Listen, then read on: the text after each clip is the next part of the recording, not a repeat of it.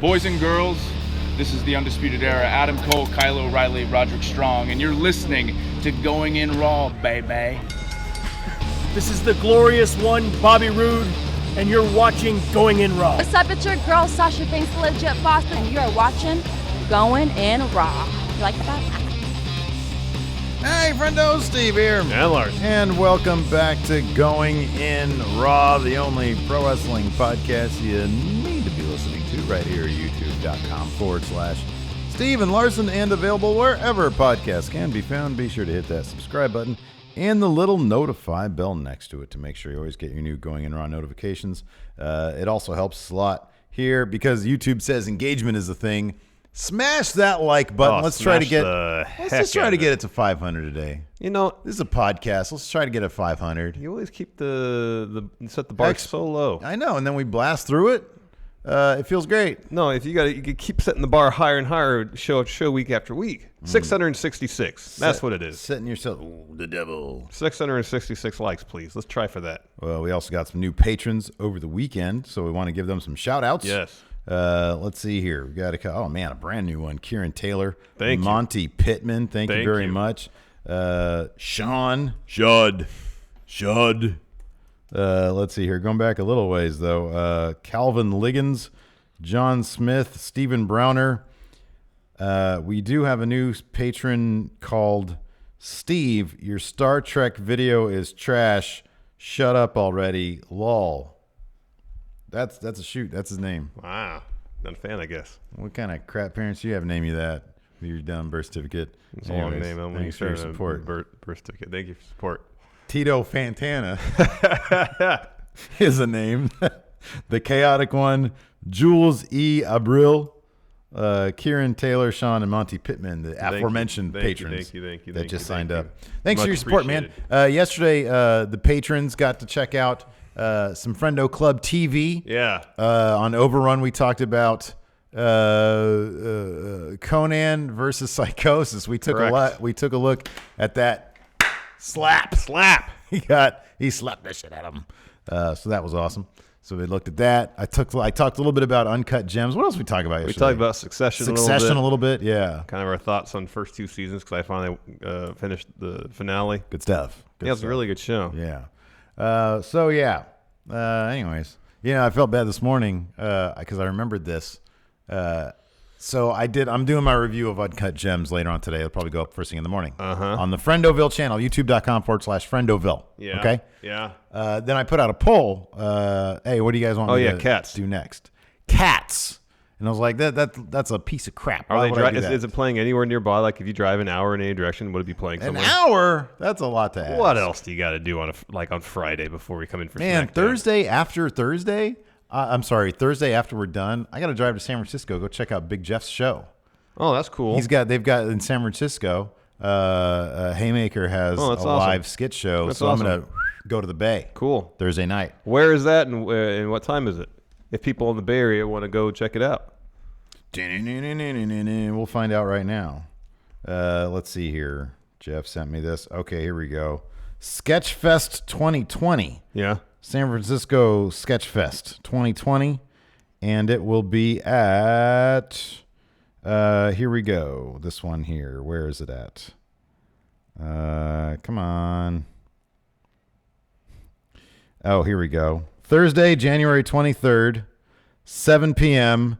at the Piano Fight Second Stage, 144 Taylor Street, San Francisco, California. If you go to sfsketchfest2020.com, I believe.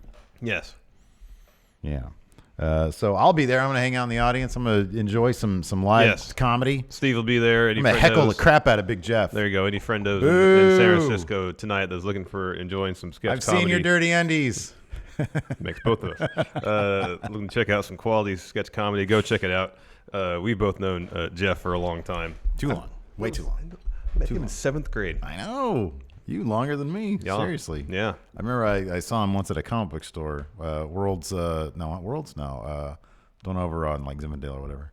They're done. They're gone now. Yeah. And like we locked eyes, and then I like turned away and I ran away because he's a very imposing presence. Well, he's tall, yeah. But then I was introduced to him by I think Becky Sampe in our trig class, and they were like, besties since then. Yeah. Anyways, so yeah, that'll be a lot of fun.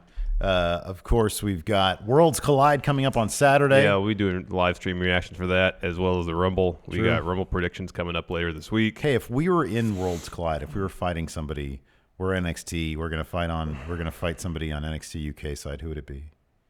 Jack Stars and who? Well, you want actual? I didn't know if you meant actual roster members of NXT UK or our contemporaries who happen to reside in the United Kingdom. Oh, it'd be like one of Luke and Ollie, or for example, Sam Driver and Ross, something like that. Yeah, they'd all whoop our asses. We're old. No, on the NXT UK roster, Jack Stars would be one of them, right? Ligero, Ligero, Travis Banks, Joseph Connors. Take your pick. Right. Double roll up. So we're gonna be doing live reactions to that. That's gonna be a lot of fun. And then whatchamacallit? Royal Rumble, of course, obviously. On Sunday, yes. We're trying to sign a big name, Hilton. Have you reached out to him? Can you text him right now? Yeah, real I'll quick? do it right now. See if we can get him. Oh, but no, I was talking crap about Cats, and I forgot that Adam Mayhem. He busted my balls on Twitter. Yeah, he worked on that movie. I worked on that movie. Yeah. And I was like, no wonder. He's probably in charge of Judi Dench's hand. You got one job, Adam Mayhem. Make her human hand look like a cat hand. I wonder what kind of time crunch they had towards the end there. I don't know, man. It's freaking Adam Mayhem. It don't matter what kind of time crunch he's on. No, I mean, like, he didn't do all the effects himself. No, he works for a company that did all that. That's me texting you and Hilton as you coming over. We're in a group chat now. Yeah, okay, great. So I'm just curious, like, did they decide to make this movie? I don't know, like in April, right? And it took like 2 weeks to shoot it, and then it's like, all right, FX team, rest is on you. Yeah, you're good to go. You're good to go. You thought you were gonna get a year and a half to do the digital effects on this? Nope. The director of this film apparently is kind of a jackal. Well, I heard he didn't do any tracking for the CG. And he had them like sing the songs live on the set or something like that. Yeah, he was doing all sorts of like weird, unorthodox things for like a super CG movie. Well, there's a reason that's like the orthodoxy. Is doing tracking stuff when they're doing a lot of CG, because it makes it easier on your effects people. Yeah, they can actually do good effects. Yeah. And then one last thing before we get into this Raw review. Yesterday, we were presented on Twitter with a wonderful. Oh gosh, this made my day. Piece of friendo artwork from Kayla Sevier Studios. Oh man, this is so good. I had to load it up right here if you're watching us on YouTube. Oh man, that's amazing. Check that out. Amazing. Haunting scene of all these demonic two sweets coming at you. And of course, you're no selling it all. Oh man, this was so great. This was great stuff. It's so great. Thank you so much, Kayla. You can check her out on the Instagram in the description of this video. Yeah. At Kayla Sevier Studios. Thank you so much, Kayla. That was amazing. Kayla, Kayla, Sevier, Sevier Studios. I had a bit of a crazy afternoon yesterday after I left the office. Yeah, sure. So when I had a moment and I saw this, man, it made my day. Oh, absolutely. Thank you so much. It was terrific. And it blew up our Instagram. Our Instagram is at Steven Larson. I heard there might be some more developments on the search for Big Red. All's been quiet on that particular front lately. But that post absolutely blew it up. It's been like our most popular post. And that goes to show, man, look, man, we love when you guys do some friendo art. We love it. We'll push the crap out of it. Yeah. We really will. And it might get you some exposure to your stuff. Yeah. So if you have if you're just sitting around, hey, man, I wouldn't mind drawing, Steve's big head, or grumpy ass Larson, go ahead and do that. And we'll push it. Kayla really captured the inner essence of what it's like to be me. Just a living hell. That's what that looks like. It's a living hell. Yeah, pretty much. That's pretty much what I get from you. Yeah. Absolutely. Yeah. Anyways. Thank you so much, Kayla. It was much appreciated. It's great. Great stuff. Go check out her stuff. Great stuff. Absolutely. Anyways, Raw last night. I thought it was another solid episode. I thought it was fun. I thought the Seth stuff, the tag title stuff, I thought that was great. That was awesome. That dude literally has a tag team back in his play, and he's like, no, we're going to have the two singles guys do it so I can get some gold because I'm the Messiah. Yeah, that was pretty great, too. I thought that was great. He said in that interview, he said, yeah, we're going to go for the tag titles tonight. EOP's back there and do this. All right. And he goes, it's going to be Buddy and I. What a brilliant stroke. It makes all the sense in the world. Yeah, man. And it's funny because you see some people on Twitter like, why are they have a tag team? Yeah, that's the point. He's the self-appointed messiah. Yeah. He's the most selfish son of a bitch they have. Yeah. And that's the whole point. That's the point of it. It's the point. The point is to get people like, what? Why is the singles guy here joining up another singles guy for tag team gold when you have a dominant tag team just there behind you? Right. Oh, I thought that was brilliant. That relegated Aleister Black to beating jobber status though. Yeah. So we'll see if they have something more for him. I thought the Orton McIntyre stuff was good. That was a really good match. I thought Kyrie Sane looked a little slow last night. Mm-hmm. I thought she looks like she's A little ring rust. Yeah. Maybe shaking some cobwebs off. I don't know. But no, I don't know. What'd you think of Raw? It was fun. The first hour was pretty solid. The stuff Yeah. with Seth was good. Drew and Orton stuff was good. Yeah. I kind of feel like they've run out of steam with the whole Lana Lashley Rusev thing. You know what I do appreciate about that though? At least they shoved it towards the end of the third hour. and Didn't people even watched. start until 7:46. I know. And the match didn't. Pacific the match time. didn't even start till about 10 till. Right? Yeah. Because Lana droned on for like 5 minutes. Oh God, I know. But I mean, just 15 minutes. You put that at the end. Yeah, I really feel like though it's at this. I know they're still doing it because it did good numbers in the YouTube stuff.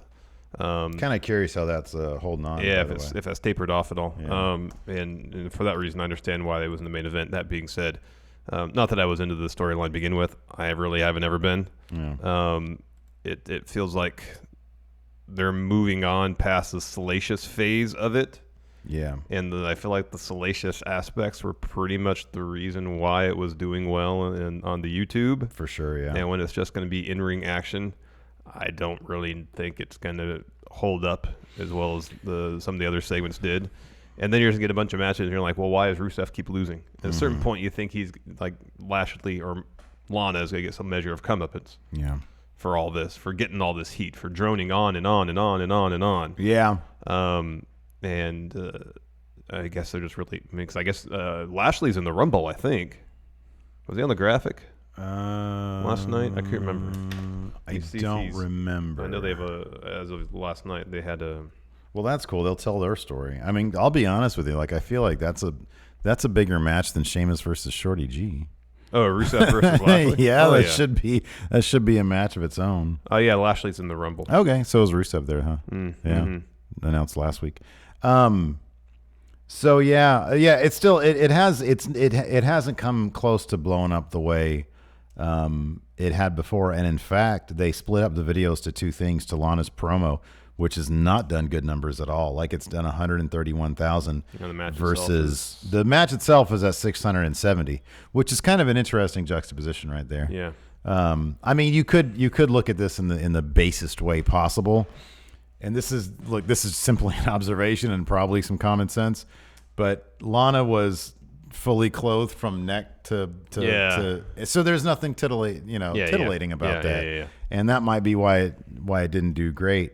670,000 is The what their actual match did, which is the highest rate, which is the highest number. That's interesting. Maybe that'll keep it in the ring, Could be. which is where I prefer it Oh to gosh, the Monday after weekend update was was awful. horrible. That was There was one saving grace about that, and that was some of Angelo's facial expressions. No, it was Val Venus's theme during the Oh, montage. that fits so well. That was the only thing that kept it from being You're right. complete crap. Yeah. Otherwise, it was garbage. You're right. It was complete garbage. It was so bad. I don't know why they have those guys. I can't remember who put it on Twitter, and I saw it. It's like, why does it's quite a feat that WWE puts people who have the level of immense charisma, like they mentioned Montez Ford directly, but also Angelo Dawkins, and put them in situations where their immense natural charisma is not highlighted at all. I know.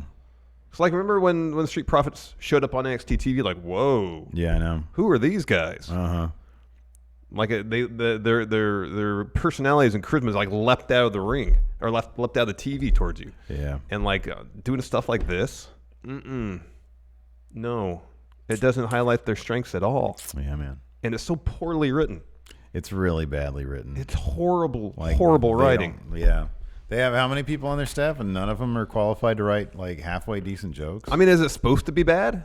That's because they've done it twice. Neither of them were good. Do you think Vince thinks the jokes are funny? Is Vince approving the jokes? Are there like jokes that are being written that are actually pretty good? And then Vince is like, no, screw these ones. And he just picks all the crap ones. I mean, he put Suffer and Succotash in a promo once. So funny. Look at this Royal Rumble banner. It looks like it's going to be Becky versus Brock. How great would that be? Oh, man, I'd hell yeah. I'd venture out for that one. Did you see Faye Jackson's doing that gray sweatpants? That's great. Man, that makes me want to go to Mania. I know. That'll be our WrestleMania. Just going to that show, and then we'll watch Mania from our Airbnb. That'd be gray sweatpants. That's Battle so good. Royal. That's amazing. So good. Anyways, let's hop into this. Yeah. So the show kicks off with Seth, AOP, Buddy coming down the ring, all dressed as villains would dress. Yeah. All looking great. Seth has got a new brightly colored T-shirt. It's him on stained glass. Yeah. It's kind of, the his wrestling school, they had the CrossFit Jesus shirt that was kind of like that. Yeah, But right. That was just yeah. in black and white. Yeah. So they kind of just appropriated that a little bit. So he comes out and he says, hey, all you here, every single one of you played a small part in making me the man I am today. Without you fans, there would be no Monday Night Messiah. So thank you, WWE Universe. Yeah. Again, continuing the story that Seth feels like the fans pushed him into being a heel now. He says, I want to single out one person in particular to thank, and that's you, Buddy Murphy, for helping me in the AOP last week. He says, Owens, Joe, and Big Show's plan failed because the future is inevitable. His ascension to Monday Night Messiah is fate, is destiny. He said his determinism at its Determinism was great. That was a great word. at is best or something like Yeah, that. at its finest or something like that. Yeah. And he says, now is the time for everyone in the locker room, everyone here to make that decision. His battle line has been drawn either with him or against him. So I continue drawing that line the same, making people make a choice. Yep. I like that. And then he's interrupted by Kevin Owens, Samoa Joe, and Owens says, Seth, you talk too much. I feel like they need to give Kevin Owens a bit more teeth. Yeah, I think so too. They're letting Samoa Joe be the more intense of the two. Yeah. And Kevin Owens has taken his role as kind of everyman, I guess. Sort of He can watching still have the some world. edge to him, though. Oh, I wish know? he. Yeah, no, I agree. I agree with you in that they should. It just feels like that's what they are Yeah, doing. maybe. And he says, well, good on you, Seth, for taking out the Big Show. It's not an easy feat. That being said, I'm sure he's going to come back and want to take it out on you. He says, anyways, I'm tired of hearing your voice, Seth, so less talking, more fighting. He throws the mic away. And Seth's like, yeah, sure, let's fight. Just not right now. We'll pick the proper time, the proper place, and so we'll see.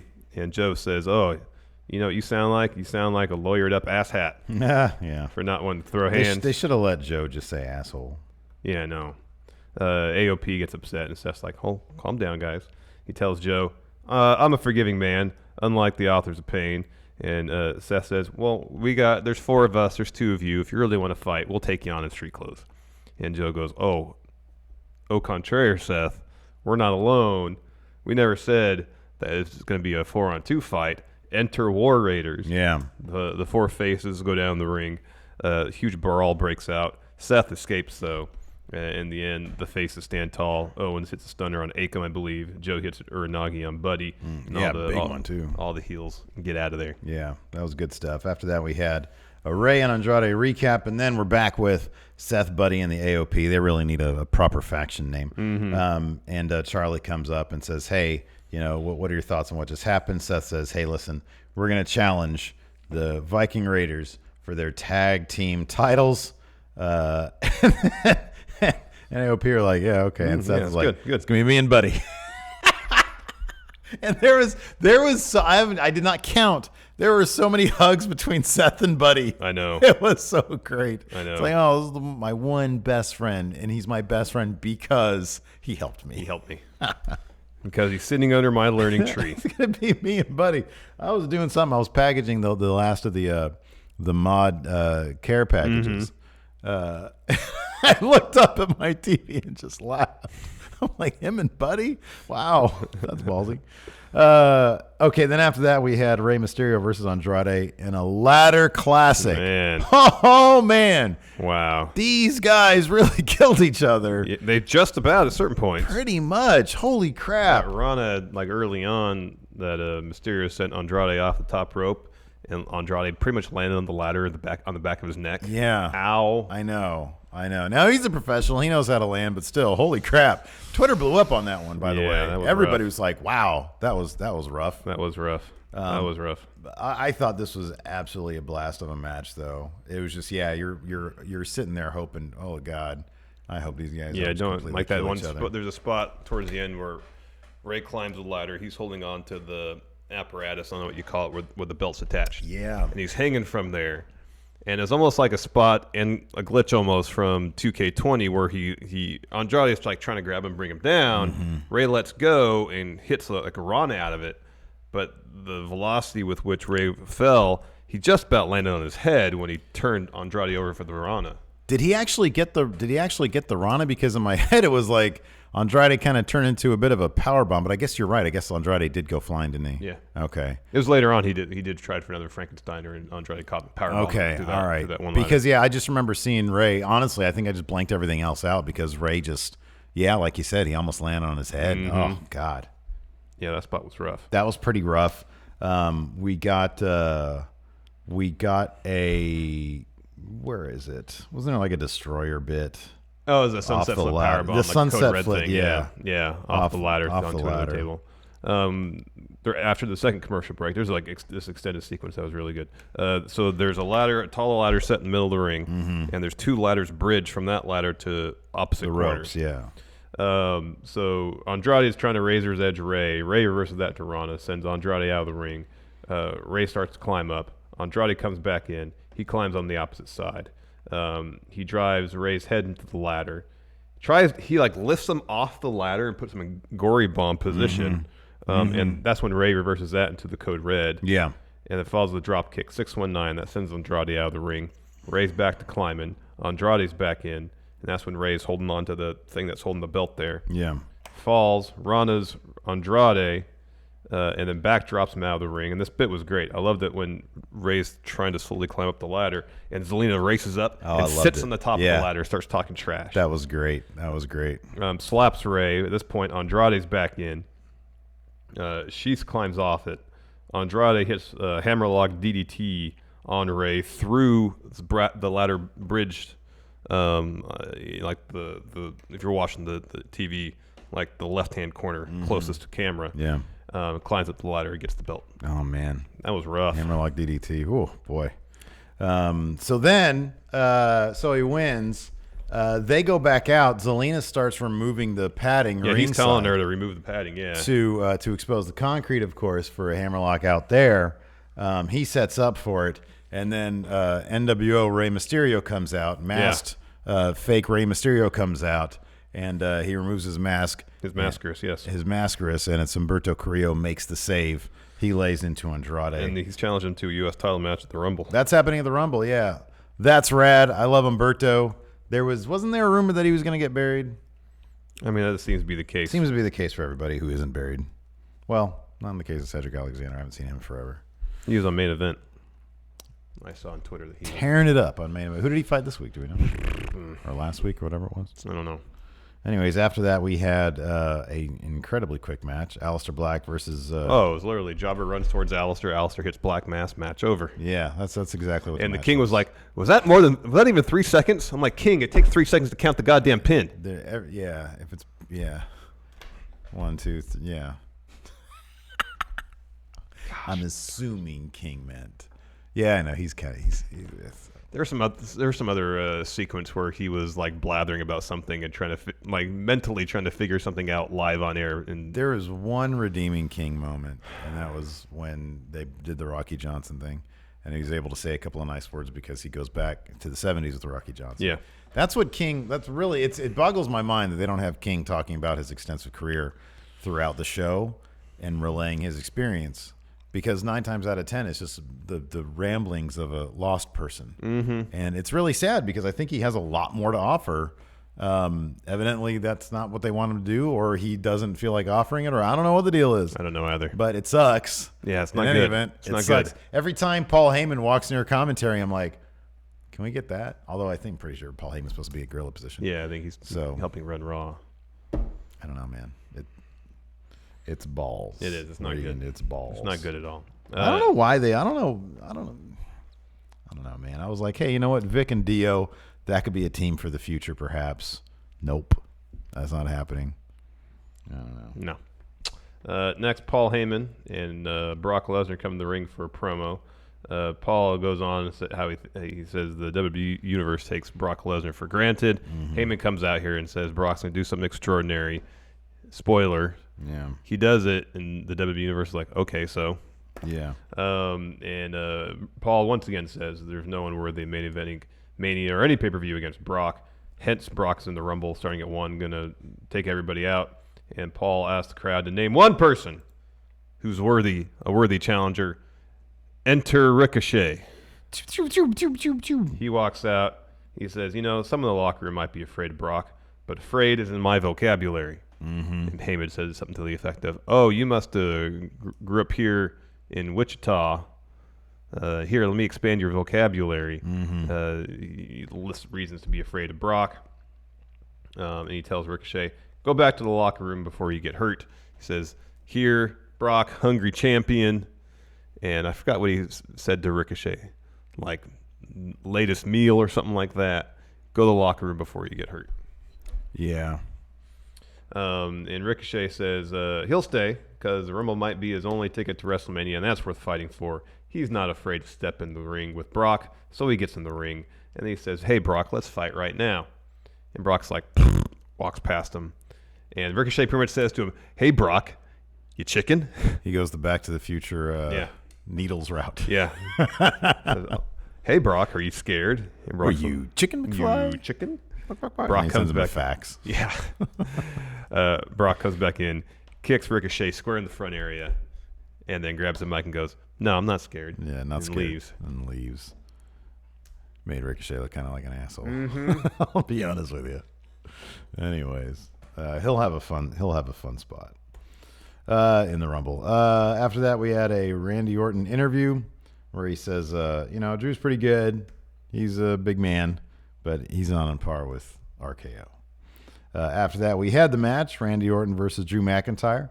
And, this match went, I don't know, probably 7 minutes or so before it was broken up by the OC. But in that 7 minutes, it was pretty damn fun. Oh, he called Ricochet lunch meat. Lunch meat. There you go. All right. Sorry. No, it's okay. No, this was good stuff. It was a fun match. Yeah, they brawled outside. That bit where Drew tries to Claymore Randy the timekeeper area, and Randy moves, and Drew destroyed whoever was sitting there. Yeah. Wow. Yeah, that guy ended up on it was his great back. because Drew just got up and was like, Yeah, He collateral shrugs. damage. Collateral damage. I love this side of Drew because it's like he's maintaining his intensity. Because I thought his promo at the very end was awesome. I thought it was so good. And he maintains that. And I think Randy's the perfect because Randy is so doesn't give an F these days. Yeah. I think it works so perfectly. Yeah. It really does. in the end, though, there's Orton goes for an RKO. Drew gets out of the way, hits a headbutt. He's on the offensive, sets up for a Claymore. Randy counters that with a power slam, follows with a superplex. They're both selling the superplex. OC run down to the ring, and they start beating up Drew. Orton comes in with a chair. Drew hits Claymore on Anderson. Orton hits Gallows with the chair, and Orton is tosses the chair aside. Says, Drew, you're one tough bastard. They seem to be cool. And then Drew starts to turn around, and you can see it in his face that he's like, I really want to Claymore this guy right now, and I probably should. And that one moment, and then he references it in a second. Yeah. That one moment, he eats an RKO out of nowhere. Yeah. And so Randy Orton goes back up the ramp. Drew gets on the mic. For apparently the first one he says didn't work. I think it didn't work for the in-house, in-house, because we could hear it on TV. And he gets one that works, and he's like, I'll give that one to you. I'll give that one to you. I should have Claymored you. I was gonna do it, and I didn't. And this is what happens. That's why they call an RK out of nowhere. He's like, become Rumble. It ain't gonna be like that. Yeah. So I'm gonna be in the Rumble. I'm gonna kick your head I'm gonna off. kick your head off your shoulders. And Yeah. I'm gonna win the Rumble, and finally, I will main event WrestleMania. Man, how great would it be if they went for it? Because I think everybody's kind of expecting it to be Roman. Yeah. How great would it be if they went with a big surprise like a Drew McIntyre? It'd be all the great, man. It'd be fantastic. so great. It'd be fantastic. I wouldn't give him very high odds against Brock Lesnar. You never know. I don't feel like Brock's carrying that belt past Mania. Don't we say it? We literally say that every year. know, and I they mean, always- hey, it was true this year. Yeah. It was true this year. Yeah. Next, Charlotte interview. She's asked, are you feeling confident after the relative success you had last year's Rumble about your odds this year? She says, yeah, I'm confident. I'm also prepared. I'm like prepared for anything. In walks Becky. Of course, she won Rumble last year. Yeah. There's one thing Charlotte wasn't prepared for. And then she said, well, I would have won last year, except I lost to someone who wasn't even supposed to be in the match. Says, this year I'm ready to pretty much eliminate everybody. The question is, are they prepared to face me? Are they prepared to face me? After that, we had Becky Lynch versus Carrie Sain. Kicked off with a promo. Said Asuka's missed made things clearer than ever. And maybe it's Asuka who should be afraid. Don't tell it to Asuka because she took a seat on the turnbuckle. She was basically perched on the ring post. On the ring post. The second half of this match. That was great. Fantastic. Like cheerleading and coaching Kyrie Sane pretty much. Yeah. Like say, do this, do that. Yeah. Good That was job. terrific. Asuka's so good. She's so good. I hope this is one of those situations where Vince is paying attention and he's like, man, Asuka's just killing it every single time. Let's do something more with her. I know. I mean, it's one of those things where they have been doing a lot with her. Yeah. But I'm always scared that they're just gonna drop her back Well, the down. fear is they'll have her and Kyrie will have these women tag titles for a while, and then when they eventually lose them, poof, they'll disappear. You know. Yeah. Because we've heard with Andrade that Vince, like really wanted him to improve his English. Mm-hmm. But as we've seen with him, with Asuka, with Kyrie, it doesn't matter. Mm-hmm. They can speak, in as Andrade's case, Spanish, and Asuka and Kyrie's case, Japanese, and still communicate. Oh, man, yeah. And it's incredible. Oh, it's great. Yeah. It's so good. I know. It's so good. I know. It's awesome. And she, later on, she has an interview where her and Kyrie are talking, Japanese, the vast majority of it. In the very end, Asuka just punctuates it with Becky is not ready for Asuka. Yeah. I do like she dropped an easy peasy in there, too. Mm-hmm. Mm-hmm. That was a funny, Becky had that funny line. It's like, yeah, Asuka, you might have beat me in the Rumble, but did you really win anything? I main evented Mania, made history around the world, and you made soup. Yeah, you made a YouTube channel where you make soup. Yeah. That's a great YouTube channel, though. It is. Easy peasy. Yeah, I don't know. Kyrie, did she seem a little slow to you in this match? A little bit. Yeah. I mean, what I'm used to anyways. Yeah. She's coming back from getting her bell This is rung. only like her second or third match back, Yeah. I think. Yeah. So she tapped out, though. Disarmer. Tapped out. And then immediately afterwards, Asuka's of in course. there. Shining Wizard, Asuka lock, head kick. Yeah. So that pretty much guarantees that Becky's going to win at the Rumble. Oh, for sure, yeah. I was kind of hoping they'd do something interesting. I guess once Becky came out with this promo at the beginning to say, now I see clearly, and now I know. On this day. Whatever doubts I had before have been extinguished because now, thanks to your mist, I can see. Clearly. Yeah. Sorry. Based on that promo alone, you're like, all right, they're not going to do the thing where Becky is doubting herself, loses the Rumble, and kind of has to find herself again by SummerSlam. She's a big star. They're going to keep her big. Well, you could do that and not diminish her star per se. Yeah, man. People don't like losers. I don't know. I feel like I like stories. Yeah. People don't like losers, though. No, she'll win that match. She'll be great. And she'll have a big match at Mania. They want to keep that. They want to keep that momentum going. They've done a really good job. I mean, this is that story. They've been doing a great job of showing that she has doubts and her motivation is. She got hit rock bottom though, dude. Well, what's rock bottom? Losing the title. Losing the title. Because imagine this. Imagine if she last year was main eventing Mania, and then this year Don't say it. on the kickoff No, show. man. They would never. You're insane. They'd never do that. That'd be a hell of a story, though. It's kind of it's kind of a big risk, though. Oh, it'd be an enormous risk. Yeah. But sometimes Kickoff show? you Really? got to take risks to tell good stories, Wow. man. Because when she finds herself again, give it the next year, she can main event Mania the following year. Yeah. Bring it full circle. I like this year how she's main eventing against Brock. I mean, that's great. I mean, if that was the plan, I'd be all That's about how it it. should But that's just at the Rumble. That's not at WrestleMania. Yeah. No, this is good stuff though. I'm just hoping that it's a really good match. I just hope that it's a really cool match and they do some cool stuff. And they give it more than 7 minutes. Yeah. So that's what I'm hoping. Right after that, they had a really, really nice Rocky Johnson memorial. After that, they had you already mentioned this, Asuka and Kyrie's interview. It was mainly in Japanese. It's great. At the end, So good. Asuka says, "You're not ready for Asuka." Yeah, was it Sarah that asked Asuka, you're out here spitting toxin in people's faces, cheating. Is this the type of champion you want to be? And Asuka just goes off. Yeah. It was great. And I'm thinking to myself, yeah, dude, that's the champion I want right there. Yeah, she's $1 million. Yeah. Holy crap. Yeah. Anyways, after that, we had Seth and Buddy versus the War Raiders. AOP, Kevin Owens and Joe were all at ringside. They all just start brawling. And then they all get tossed out eventually, right? No, they start brawling with the crowd. Oh, that's right. They just leave. They just disappear. Although AOP rematerializes after the end of the match to celebrate. That's right, yeah. Fun match. And I guess towards the end somewhat, some subterfuge was involved in helping Seth and Buddy win. Yeah, but not like a lot. This was this was a pretty big win. I mean, look, I've always kind of been of the opinion that if you have like a dominant tag team, the chemistry of the tag situation should dominate. That should be the deciding factor if you have two people thrown together. In this situation, though, Seth Rollins is, I mean, he's booked very strong. Like he's a very strong booked character. Yeah. And so this win, I thought the finish was fantastic with the curb stomp on the apron. Yeah. I thought that was great. Yeah. Buddy Murphy got the pin. I know. He hits a V trigger on Rowe. It was interesting because he hits that V trigger on Rowe. Rowe falls to the rope, so he's like hanging over the bottom rope. Mm-hmm. And I understand, like, the ref is like, oh, he's in the rope, back off. Yeah. And I guess Buddy's like, oh, okay, come on over here, ref. Giving Seth an opportunity to hit the curb stomp. Yeah. Yeah, it was good. Oh, that was so good. It was a fun match. Yeah. Are both these guys Seth's in the Rumble, yeah. Yeah, you mentioned that. Yeah. So who knows when those tag titles are gonna leave the Monday Night Messiah. Yeah, who knows? Oh, Buddy's in the Rumble too. He declared last week. Yeah. You got a pretty good lineup for the Rumble this year. Thus far, there's only... How much of a story we're going to get between... are the... Joe and Owens are both in. Has everybody... Well, obviously, we haven't heard anything about NXT. How many people have declared are announced? Tucker's in there? 19, 20, 21, 22.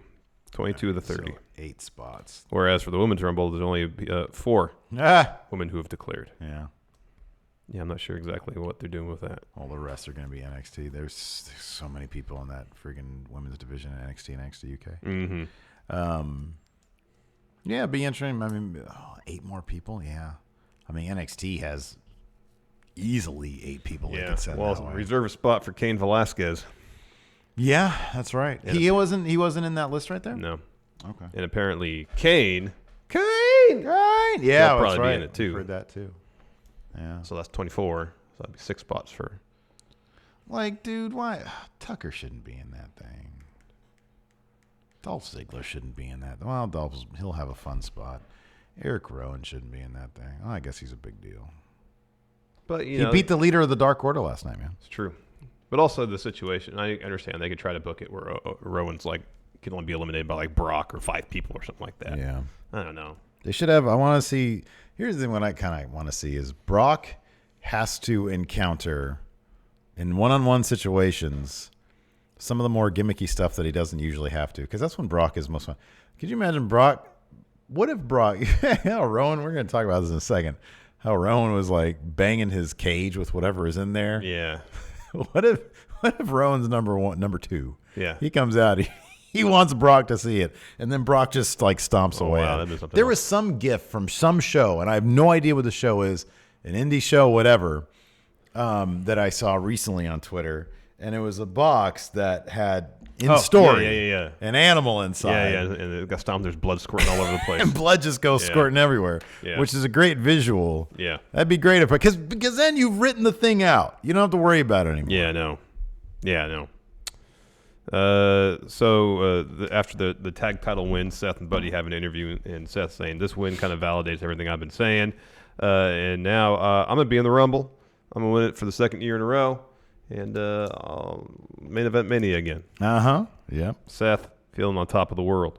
Then the Monday after weekend update. Horrible. Yeah, dude. It wasn't good. There's like Angelo goes on this prolonged bit. There's a segment called Take Your Corner. It's like, I'm tired of reboots. With WWE, you get fresh new programming, like 7 hours of every week. See, and there's a picture of Miz and Morrison. Yeah. And it's just, and then Montez, points it out to him. And then he's like, oh, I'm taking the other corner. I love reboots. I'll be honest. That could have been a cute joke if he just left it at the Miz and Morrison thing.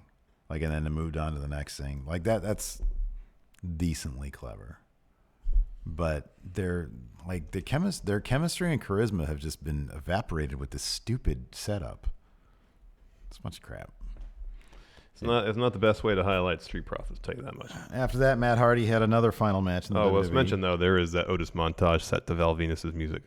Yeah, Val Venus was trending because it was like Otis should start coming out to that. That's a really good theme. It's a kill. That saxophone, that's killer. The chord progression is really good, too. It's so good. It's good. It's a good theme. Jim Johnston, man. Yeah, he's the king. AEW needs to hire that dude. Seriously, because I don't know any but except for Jericho's theme. Oh, Best Friends theme's great. Yeah, that's decent. But if you played me, Mox's, Janela's, Cody's is unique. Yeah.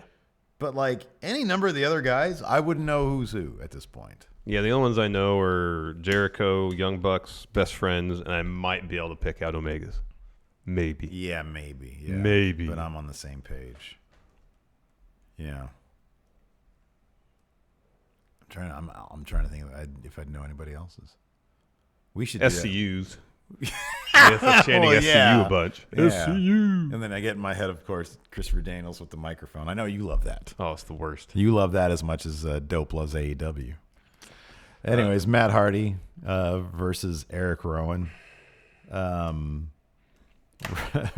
gives Hardy the boot from the ring, drags him over to the cage, shoves him away. Rowan sticks his hand in it. Well, he tries to say, hey, you want to see what's in here?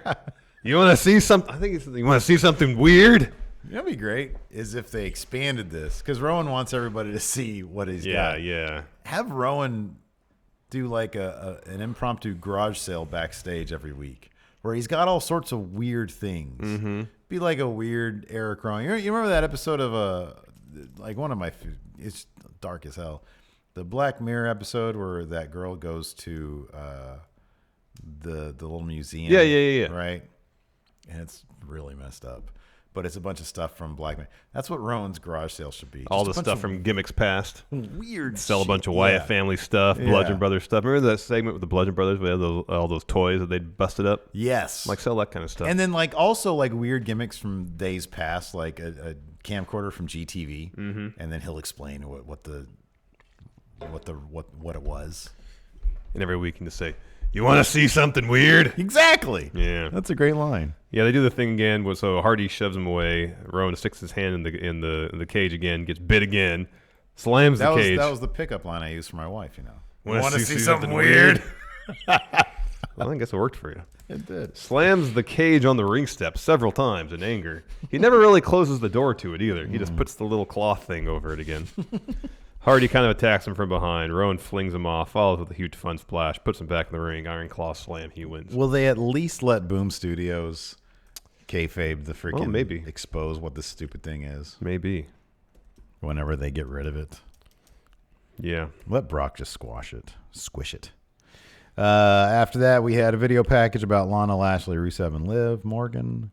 Then we had Kevin Owens and Samoa Joe interview. And they're asked what's next. And Owens like, yeah, I know Seth and Buddy are tag champions. We'll take care of that eventually, but I'm going to be in the Rumble. Mm-hmm. And Joe's like, Kevin, let me stop you there. I'm going to be in the Rumble too. And I'm always by your side when it comes to the Seth business. But in the Rumble, it's every man for themselves. Mm-hmm. And if you're standing between me and my opportunity, I'm going to run through you. Yeah. And Kevin's like, all right. And he just sort of goes, nods, and then walks off. Kevin Owens, that T-Rex tattoo's new, isn't it? He's got a bunch of new ink, I think. He's 35. I'm 41. It'd be weird if I started doing that. No, I mean, that's what you want to do with your money. Oh, I appreciate that. Maybe I'll do that. I can tell you what to do with your money. Cool. Thanks, dude. Appreciate it. You get some on your face. I saw a dude at Winco yesterday with some face tattoos. You should get that on your face. Friendo Club? Hell yeah, this is an awesome image. Just the skull aspect.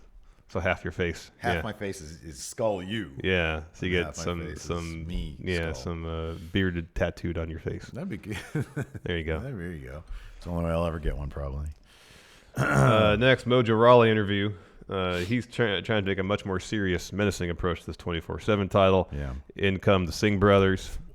He destroyed him. Their gimmick now is like clowns who get legitimately effed up. Yeah. Because holy crap. Well, Randy Orton established that during That's his true. feud with Jinder Mahal when he basically dumped was it Sumir on his head on the announce table. Fandango took it to the next level on NXT. Yeah.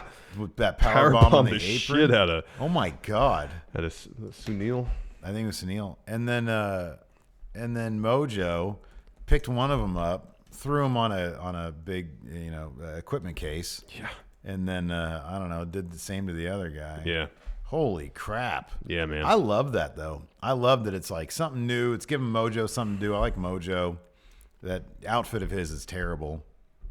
But, it is. You know what he should do? Get some okay, you know how Finn and now LP had the LED jacket? Yeah, I guess like that with like the broken mirror stuff, but like LED. It looks like Force Lightning. Yeah. Aerostar wears LED stuff to the ring to wrestle in. That'd be cool. Yeah. I'm sure you can get pants like that. Yeah. That'd be cool. Get some fiber optic stuff in there so it's not rigid maybe. Mm-hmm. Something. That'd be cool. You got to do something because I have to wear like a battery pack. His outfit power is that. terrible. Yeah, it's not good. It's awful. It's not good. But I do like this idea of taking the 24/7 title a bit more seriously. Mm-hmm. I like that. Mm-hmm. People coming up to him and he's like, "Yeah, nobody's chasing me because I'm just going to take on all comers." You know. Mm-hmm. And I love that. What's his face? Sumir, I think, tried to roll him up and he just stood there. Yeah, Mojo no sold it completely. Not doing that. I like that, man. It was good. Finally, mixed tag match to main event the show. Bob Lashley and Lana taking on Liv Morgan and Rusev. Lana just went on and on for like 5 minutes before the match even started. A little long. Theirs is a love story of the millennium, and the crowd is just jealous of them. That's why they boo. Mm-hmm. I mean, she said a lot more, and yet seemingly said nothing. She said nothing, man. Talked a lot, said nothing. Yeah. Bell rings. Lana is in the ring opposite Liv. Lana immediately gets out of there, starts running around the ring. Liv gives chase. Lana gets back in. She has the high ground. She gets upper hand briefly until she starts talking trash with the crowd. Liv takes over. At one point, Bobby distracts the ref. Lana kicks Liv Morgan in the head. That gets her a 2 count. Lana has the advantage for a while. Eventually, though, tables are turned. Rusev and Lashley are in. Rusev is in control. He sets up for a Machka kick until Lana shows up behind him and starts screaming at the top of her lungs. Yeah. And then Bobby charges. Rusev steps out of the way. Bobby almost runs into her. He puts on the brakes. I think Rusev charges. He almost runs into Lana. He puts on the brakes. Bobby hits a Dominator on Rusev. Liv breaks up the pin. It's pretty cool that she hit an Enziguri on Bob Lashley. That was cool, yeah. Rusev hits a Machka kick. He's against the ropes, I guess, preparing for the accolade. Lana grabs his ankle. Lashley comes to, hits the spear on Rusev to get the W. Win. Yeah, gets the win. There were some seemingly some nods to Scott Hall on Liv Morgan's ring gear. Yeah, the blood drip stuff. Yeah, look cool. Everybody wants to shout out. Now that we've got The him bad guy. on our news brief. And I've got a scoop for you. There's a lot of podcasts out there. There's a lot of there's 30,000 podcasts made every day. 90,000 every 90 days. 90,000 every 90 days. You want to do questions? Yeah. I've got a scoop for you. Yeah, Brian Jankowski, after 50 years, my Kansas City Chiefs are back at the Super Bowl. You excited for Super Bowl Chiefs versus Niners? It should be a fun game. I am excited to hang out with my dad and eat some ribs, baby. That's what I'm excited about. It's going to be the day that I'm going to let myself just Eat whatevs. eat whatever. You still on your consecutive day streak of eating salad? No, I took the weekend off. I took 2 days off. I ate one. I think I had one Sunday. I took a day off, I guess. Yeah, yeah. What did you indulge in when you're on your day off? Oh, well, Lacey and I went to the movies to go see Uncut Gems. So, of course, I had some popcorn and some candy. Oh, okay. Did you get a hot dog, too? No. But we went to, I don't know why. We went to Chili's. Because I was like, hey, I want to get something bad. Let's go to Chili's. Well, I mean, if you get something bad in terms of quality, you went to the right place. Right? Exactly. I remember their shitty bacon ranch quesadillas being a little, I don't know, like indulgent and better. Yeah. It just tastes like crap. Yeah. It was just ill prepared. They have decent chili at Chili's. Yeah. Well, they've got that Ironically enough. got that going for them, I guess. Yeah. Yeah. So I don't know. I should have just got a big old cheeseburger or something. Yeah, that's what you should have did. You know. But So you're going to indulge, go all the way. I know, right? I like to half-ass it. That's how I manage my life, basically. Half-assing everything. Nick C., I did another podcast with Simon recently. You guys should try it out, even if it's just one time. The downside is waking up early, but it's so worth it. Yeah, we got to do something with Simon. All right, that'd be good. He is the H champion, after all. I'm down for that. Tom Talks Rubbish. Have you heard about WWE in the UK on Channel 5? Yeah, they did some deal where, it's not on pay TV. The Rumble? No, like hour cuts of Raw and SmackDown. That's for thanks to interesting. UK, I think I read that. That's good. I started a bit late in the list. Dom L. Lame-o, 1 foot out the door, Rusev dragging Liv down with him. In the words of Time Person of the Year, Greta Thunberg, how dare you? Dom L's very upset about this. Is he the big Liv Morgan fan? Number one, man. Number one? Man, he needs to find another obsession. Guess so. Because I don't know how far Liv's going to go. David Sorry, Dom. Jacobus. Raw is good. Men's Rumble could be really good with Brock's inclusion. The obvious choice, I feel, is Roman, but his dark horses are Drew, Riddle, and Braun. Ship sailed on Braun Strowman or ever having a match with Brock Lesnar probably ever again. I wouldn't believe if Braun won. I would be like, that's 2% pot right there. Yeah, that's on par with the person who was supposed to win. or Sheamus winning. The person who was supposed to win accidentally got eliminated. Exactly. Christopher McKeon, Adam Cole to win Rumble and beat Brock at Mania. I mean, that'd be great, but probably don't see it happening. No. Let's see here in the Discord. Rays, where does last night's ladder match rank with your non-pay-per-view ladder matches? Didn't Edge and Flair have a really that was good. That was a match. TLC match, but that was really a good. really Yeah, good one. That was really good. Lots of blood in that one, I Tons. think, right? I mean, it's Flair, so of course. Yeah, he bled before. I think he literally did bleed before. Didn't he have like a big Band-Aid or something? I think at New Year's Revolution he had a match against Edge and got busted up in there because it was during the live sex celebration end of that. Yeah. That he starts bleeding all over the place. Yeah. He just bleeds everywhere. Fiend kicks Liv's ring attire with the blood drops made me sad that we never got to see what she was supposed to become. Supposed to be the outsider. Hey yo, I've got a scoop for you. The diddly doodler says, "Hey, I'm going to take over Portland. Have the other friendos going DM me at diddly doodler on Twitter Cool. Okay. or Facebook to set a meetup. Also diddly doodler. If you want to, you can tweet at us and we'll read. I believe Joshua Martinez is going. I know to take Josh over. Martinez is going. Rich Hardesty, I think, is going. Rich Hardesty. There you go. All the Pacific Northwest friendos, I believe. Yeah, man. Or They all need to get together and take a picture. Johann von Wolfhausen, will the Hardys go into the Hall of Fame if Matt goes to AEW? Not until he's done with AEW. Done with AEW. Yeah. But yeah, they're definitely going in. Oh yeah. Ryan Luckman, what will be replacing Matt Chat?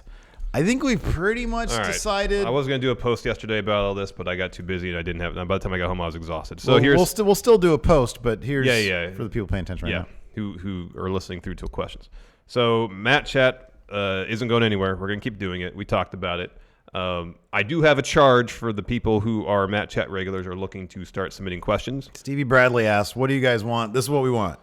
Try to be topical. It's fun to have some goofy questions or some broad questions, but I feel like the success of the show is based on being topical and having a good title, a good thumbnail, something that's in the news, something that people are talking about in the wrestling community. Yeah. So if you can, try to keep your questions as topical as you can. Mm-hmm. No more casting things with wrestlers. I'm tired of that. I'm done with cast this show with wrestlers. And another thing I might do, I don't know if I'll do it this week, but maybe I will. When I put the question thread up on Patreon, I might, theme an episode. Oh, that'd be cool. Hey, we're looking for questions about, so on and so forth. For example, I know one of the previous questions here is like in the super chats was dark horse picks for the Rumbles. Mm-hmm. That's a question someone could ask. Yeah, sure. Something like that. Yeah. Something about the Rumble. Yeah. Anyways, I think if we can keep it topical, topical stuff can spur conversation. It's searchable. It's stuff people are talking about in the wrestling community. I think that'll help the long-term success of Matt Chat if we can kind of focus on that. Yeah. We still really appreciate it as an outlet for the friendo community to get their faces out there, to get their voices heard, and that's something we don't want to lose. Mm-hmm. And Matt Chat is kind of right now still the best vehicle for that. Mm-hmm, sure. I mean, I'm sure there's ways we could incorporate it, but it's having its own show where it's friendo focused, I think still, works. Yeah. So we're gonna keep doing it. Try to make some tweaks here and there, and keep it around. Mm-hmm. That's the plan. Cool. Yeah, we can talk a little bit today about maybe how to freshen it up in other ways on our end as well. Mm-hmm. So yeah, originally I had Matt Chat. I thought would be fun to, and I know like it really wouldn't change much at all, but aesthetically, it'd look more like a '70s sit-down talk show. Oh, that was an idea for a while. I mean, that's like why the theme song is what it is. Yeah, I know. So if we can get like a '70s style curtain somewhere, we need like that episode of Seinfeld where Merv Griffin shows us. Find room back there for it. Exactly. When we moved in here, we thought we were gonna have too much room. I know. Tom talks rubbish. Ciampa to win Rumble, challenge Cole at Mania. I think it'd be cool. Yeah, that'd be cool. I wonder how I don't know. I think that if they're gonna get the biggest reaction from anybody in NXT. Would clearly be Keith Lee. Mm-hmm. Maybe Matt Riddle, but I feel like it's more Keith Lee. At this juncture, yes. I think it is Keith Lee. Just the way they booked him so strong. And he was, I think that was his introduction to a lot of people. Mm-hmm. And I think that they have that memory from Survivor Series. Oh, man, this guy, he still has some receipts. You know, to dole out. Yeah. Let's see here. Snake Sosa. I felt Asuka on the post was the same as being in the ring, as no way Becky would want to go near that corner, which would be counted as interference. I thought it was a good touch. Oh, from a character perspective, it was great. I'm still not entirely sure why the ref allowed it. No, it is a good point. It is a good point, though. Thomas May book a storyline to crown the top Liberty Mutual duo between Limu Emu and Doug versus Liberty Bibbity Guy and his angry off-screen director, culminating in a mixed tag match at Mania. Oh my God! Someone's really invested in the Liberty Mutual stuff. Doesn't Minion work for Liberty Mutual? Oh, does he? I thought he said something like that the other day. Well, I'd defer to the Liberty Mutual expert then in that case. One thing about Limu Emu, Bama loves it. Yeah. She'll be like just sitting there minding her business and that commercial will come on. She'll just be dying laughing at Limu Emu. Oh, no. Liberty Bibbity. Liberty Bibbity. Liberty Bibbity. Liberty Bibbity. He's so confident when he says it. I know. Liberty Bibbity. Well, the best, that he goes, Can I improv or something like that? Can I go off script? Yeah.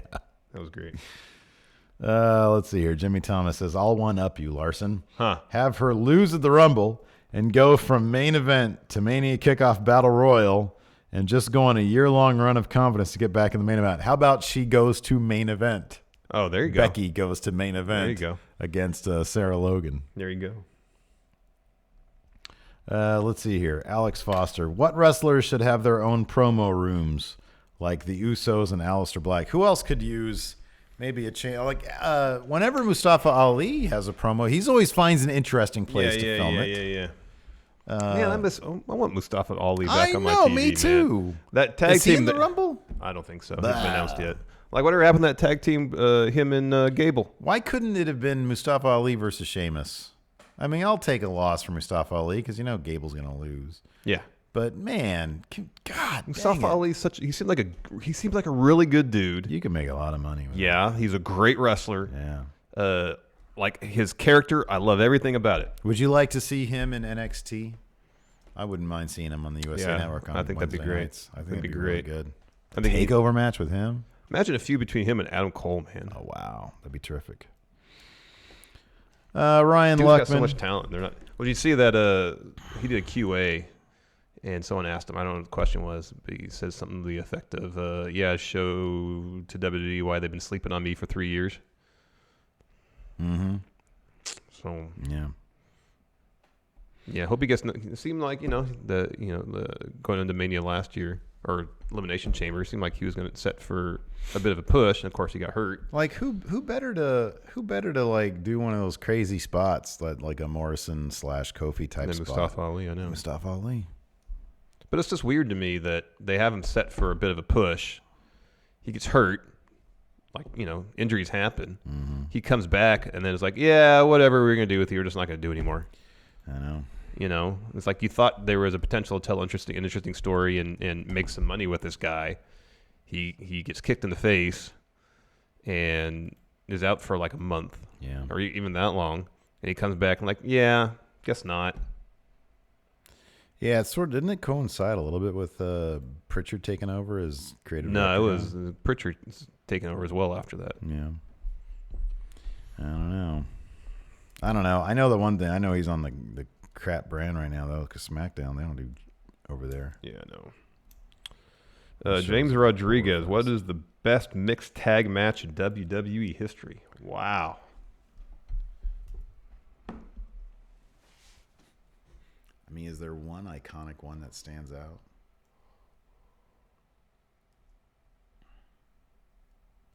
All I can think is Mixed Match Challenge and the one that Snooki was in at WrestleMania. I mean, the Mixed Match Challenge stuff was a lot of fun. I mean, Cena and Nikki versus Miz and Maurice. You know what I imagine? That was, I mean, if you just take the match, it was actually kind of fun. Being there live and hearing the crowd totally wanting Miz and Maurice to win. Oh, no, that's a good one. That's a good one, yeah. The match itself was all right. And the build was good. Yeah, the build Miz was was fine. great in that. Yeah. Yeah, that was good stuff. Good answer. Great answer. Carlos Villalba. Is Rowan's cage just going to be the briefcase in Pulp Fiction? We never find out what it is. If Brock That's called the eventually MacGuffin. Stomps on it, then yes. Yeah, that's what they need to do.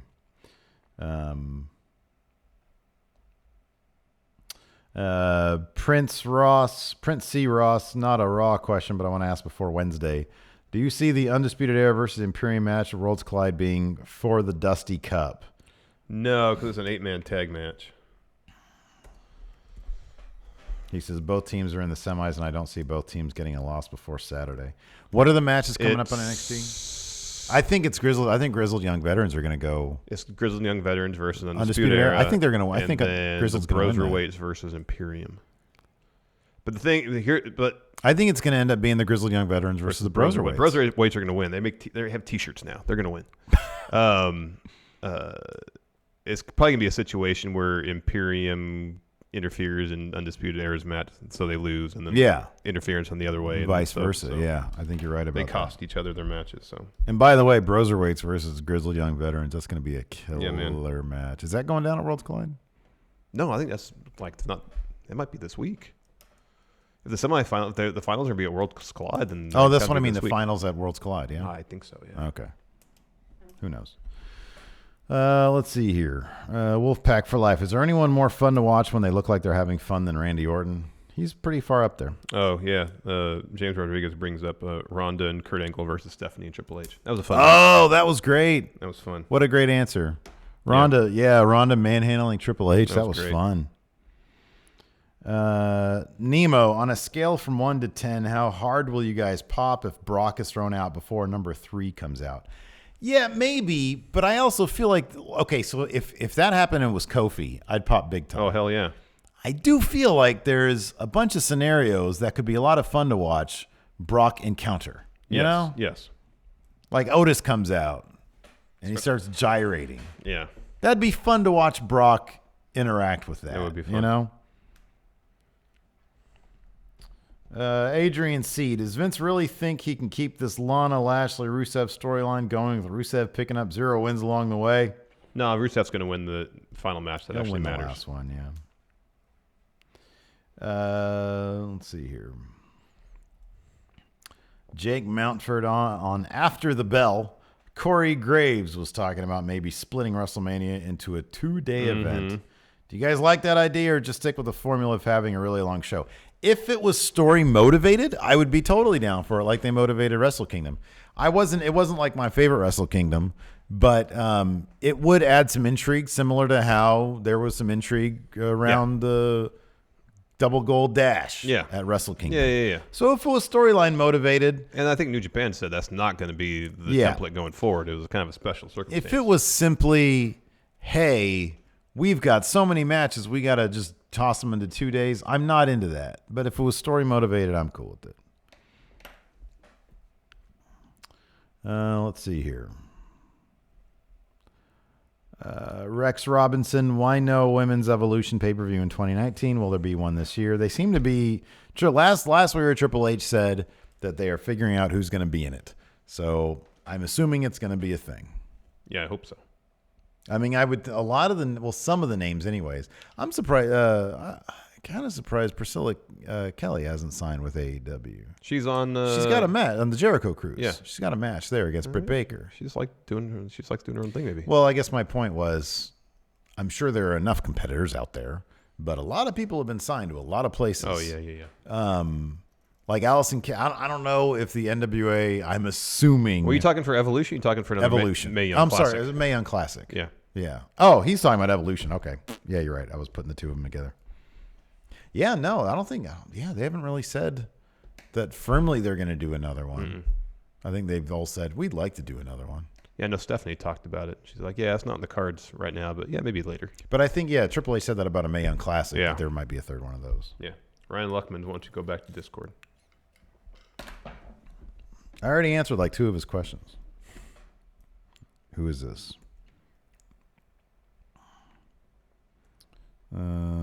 Cody Miles. Why would you want Ali to be another Morrison Kofi when we literally have Morrison and Kofi? Because I think creative spots are fun. Yeah. Why have 2 creative spots when you have 3 fun creative spots? Exactly. And what if they all work out a really fun creative spot together, the 3 of them? What's the alternative? Just have him be another guy in the Rumble and then he falls over the top rope? We've seen that before. We've seen that before. It happens with like everybody else. Yeah. Who's that? Who asked that? That was Cody? Can I get him out of our mod chat? Rich, the Smash Bros. Anyone else annoyed by the random stuff Andrade's music says with an echo tone? No, I love it. No, it's great. Are you kidding me? That's like the best part of that. El Idolo. Yeah. Tranquilo. It's a reference to his entire past. La Sombra. La Sombra. Yeah. Oh, I love that. That's great. Cien. Undisputed Phoenix. Steven Larson, do you see Brock doing an Austin-style Rumble and just throwing everyone out as they come in until Velasquez comes in and they eliminate each other, potentially build a Mania match if that's the plan? Yeah, probably. I could totally see that being the case. That said, it doesn't mean he can't have some fun interactions with people. Yeah. Glorious Broken Soundwave. Do you think Seth and Buddy are going to give the tag titles to AOP? If they get singles gold, then yes. I think if Seth somehow gets that WWE title, and if Buddy gets the U.S. title, then yes. They were like, here you go, AOP. You can have these tag titles. Andrew Jocelyn's question is great because now I want to do that. He says, when are you guys going to do a eugenics parody on 10 for the win? It was great. I was watching that, and Lacey was in the room. I might have mentioned this before, and she was like, did they just say eugenics? And I said, that name is it's so close to eugenics, Nugenics. It is. Which is not a good association. No. To have. No. I'm not talking about the Star Trek thing. There's Frank Thomas, the big hurt, the big hunk. Yeah. That dude says, yeah. He wants a little piece of the big hurt. Oh, man. Oh, goodness gracious. Dio Mad. Do you think Dio Mad's going to be in the Rumble? Not a chance. That'd be cool. Yeah, it could be cool. Especially when coming back around to a story told. I don't know how many people would remember that, though. Oh, I think they would. Yeah. Especially you have Vic Joseph on commentary losing his mind.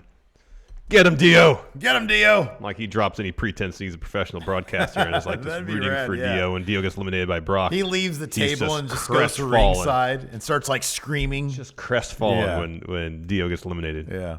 He's got cry face. That's Brock, you son of a bitch. You son of a bitch.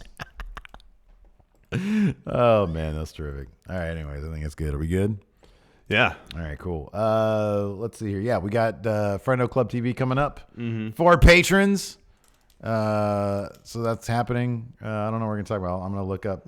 Oh, I can do that too. I'll eat my come up lunch. with some ideas for that. I got we also salad have today. a news brief coming up later on today. Truth. So we'll talk about the Singh brothers. No, we're not going to talk about that. Anyways, thanks everybody for tuning in. We do appreciate it. We're going to eat some lunch. Yeah. Until next time, we'll talk to you later. Goodbye.